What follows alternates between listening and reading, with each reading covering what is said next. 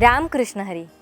जिथे ज्ञान विज्ञान संजीव होते, जिथे योग विद्येस सामर्थ्य येते, जिथे मानवाला मिळे मोक्ष गाथा, तुझ्या पायरीसी सदा नम्र माथा, तुझ्या पायरीसी सदा नम्र माथा.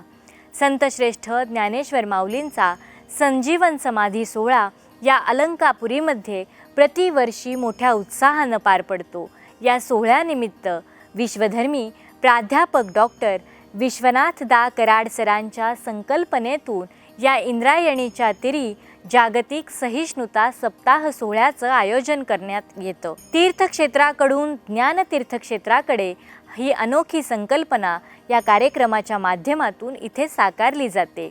श्री संत ज्ञानेश्वर तुकाराम ज्ञानतीर्थ विश्वरूप दर्शन मंच, माईर्स MIT शिक्षण समूह, विश्वशांती केंद्र आळंदी यांच्या वतीनं हा सोहळा अतिशय भक्तिपूर्ण वातावरणात आणि उत्साहात भजन कीर्तन याच्या निनादात साजरा होतो.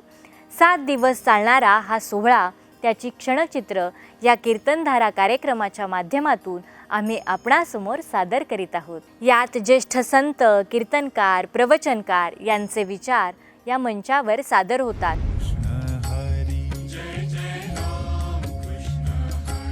जय जय राम कृष्ण हरी, जय जय राम कृष्ण हरी, जय जय राम कृष्ण हरी.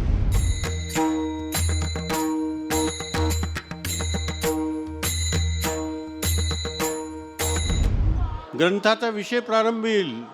ओम नमोजी अद्या वेद प्रतिपाद्या जय जय सुसंवेद्यात्मरूपा, देवा तुची गणेशु सकलार्थ प्रकाशो मने निवृत्ती दास्यो अवधारिजो.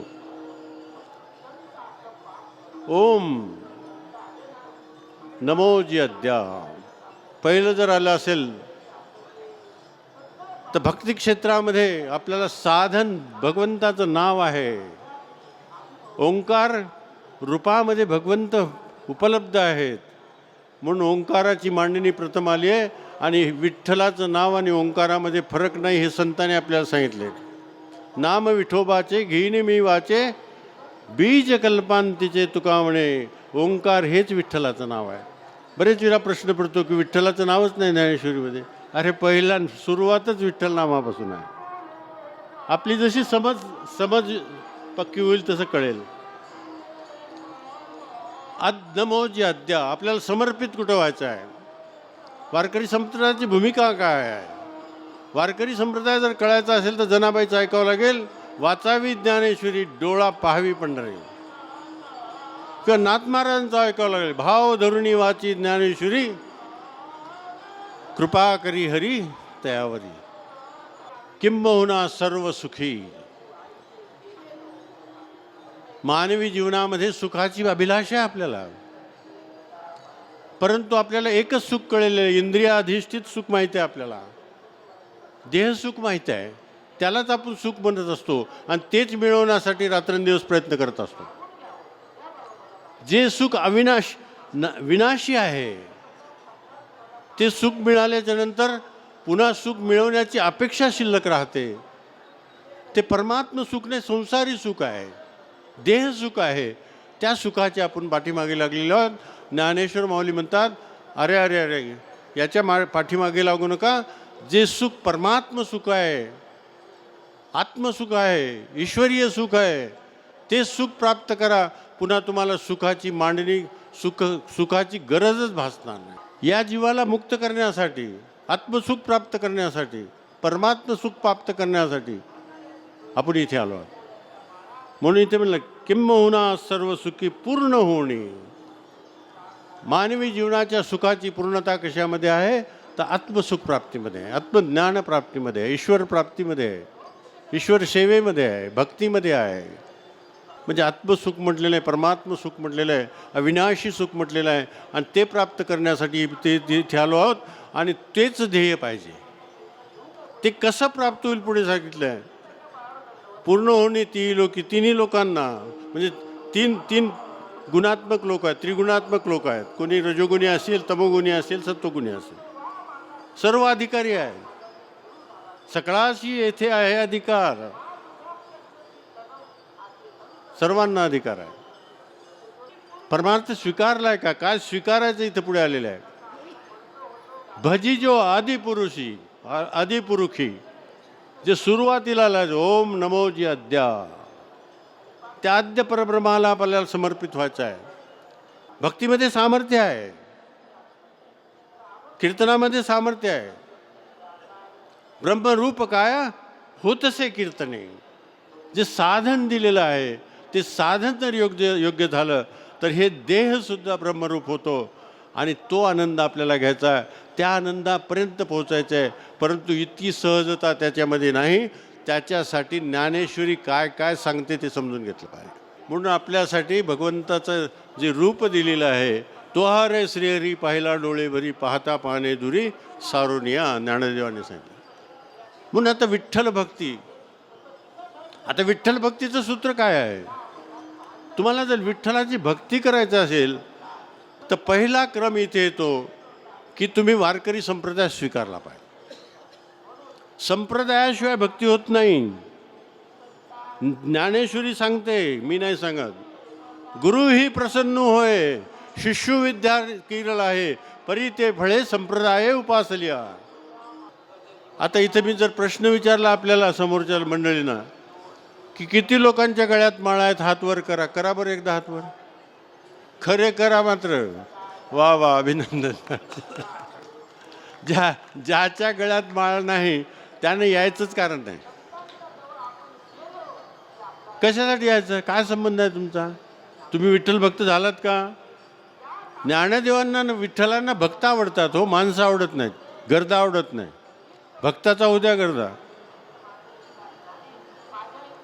म्हणून पहिला निर्णय झाला पाहिजे, जर तुम्हाला मोक्ष प्राप्त करायचा आहे, अविनाशी सुख प्राप्त करायचं, सुख प्राप्त करायचं आहे, परंतु असं सुख प्राप्त करायचं की ते एकदा मिळाल्याच्या नंतर पुन्हा माझ्याजवळ दुसरं सुख मिळवण्याची गरज राहणार नाही. सुखा लागी करीशी तळीमळ, तरी तू पंढरीस जाय एक वेळ, मग अवघाची सुखरूप पोहोची, जन्मोजन्मीचे दुःख विसरायची.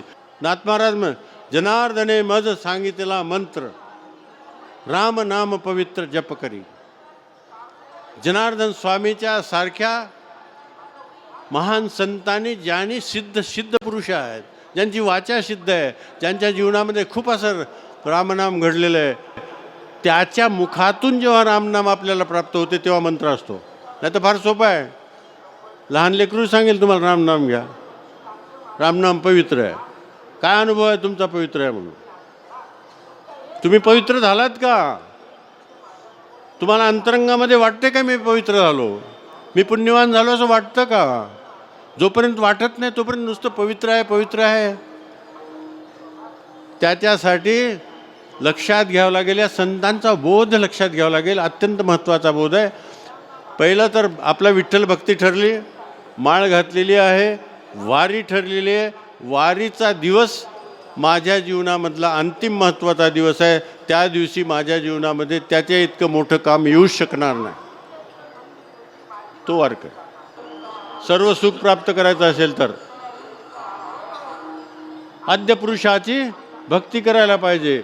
आद्य पुरुषाच्या भक्तीची पूर्ण मांडणी माऊलीने आपल्याला करून दिलेली आहे. आपण भाग्यवान आहोत. नाही तर काय कळलं असतं आपल्याला आद्य पुरुषाचं रूप तिथे आहे म्हणून विठ्ठलाचं. माऊलीने ते स्पष्ट केलं आहे. तो हरे श्रीहरी पाहिला डोळे भरी, पाहता पाहणे दुरी सारुण्या, ज्ञानदेव म्हणे ज्योतीची निर्ज्योती, तीही मूर्ती उभी विटेवर आहे. देव दिला जो त्यांनी सांगितला तो तुम्हाला देव दिलेला आहे समोर. त्याच्यासाठी धारणा नामस्मरण साधना दिली. नामस्मरण साधना ज्ञानेश्वर माऊलीने आमच्यासारखं नुसतं बोलले नाही आहेत, जीवनामध्ये इतकी साधना केली. ज्ञानदेवाजीने नामे विन व्यर्थ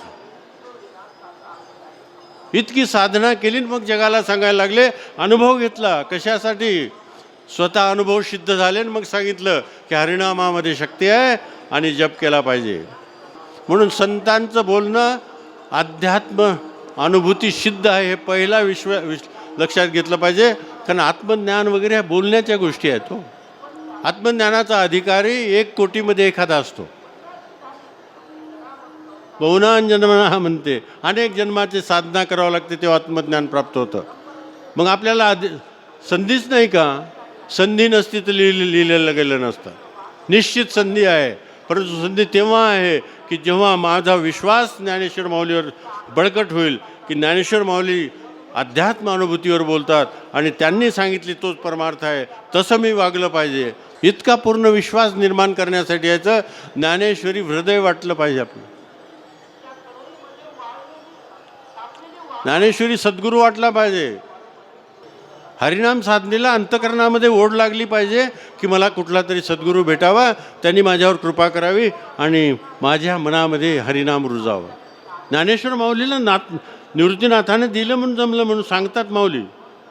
समाधी साधन संजीवन नाम शांती दया सम सर्वभूती शांतीची पै शांती निवृत्ती दातार हरिनाम उच्चार दिधला तेने.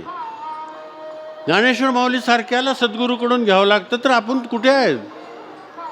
सद्गुरू याचा अर्थ की ज्याने आपल्या जीवनामध्ये हरिनाम साधना प्रचंड केलेली आहे, वाचा सिद्ध झालेली आहे, त्याच्या अंतकरणामध्ये सातत्याने ओढ लागलेली आहे की माझ्या जीवनामध्ये चांगली साधना व्हावी, मला सद्गुरू प्राप्त व्हावेत.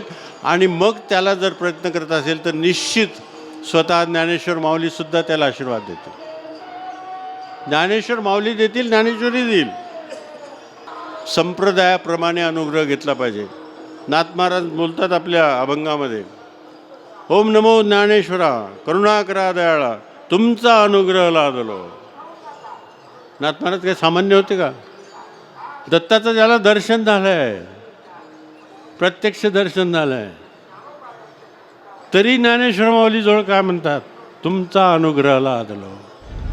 कीर्तनधारेच्या आजच्या भागात इथेच थांबूयात. भेटूयात पुढच्या भागात नव्या कीर्तनासह. तोपर्यंत रामकृष्ण हरी.